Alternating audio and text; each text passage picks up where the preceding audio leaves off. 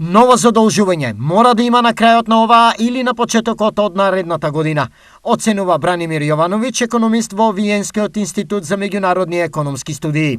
Владата ќе мора да оди со ново задолжување. Наобично, задолжувањето кај Меѓународниот монетарен фонд значи мониторинг врз буџетот.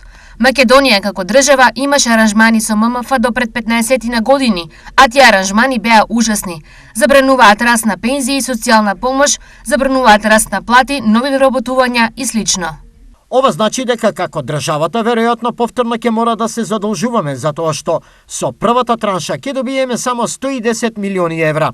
Сигурно е дека ќе мора да се задолжуваме, но прашањето е кога, колку и од каде. Состојбата на меѓународните пазари во моментов е многу лоша. Сите камати се зголемени поради покачувањето на каматната стапка од Американската централна банка.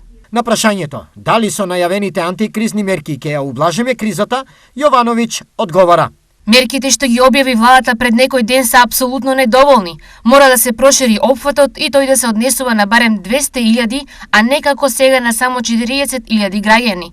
Мерката за пензионерите е недоволна. Мора да се даде помош и за пензионерите со пензии над 14.000 денари. Нема ништо ни за покачување на платите на работниците, така што овој пакет е апсолутно недоволен и ако владата не донесе наскоро нов, сиромаштијата во државата ќе експлодира, смета Јовановиќ.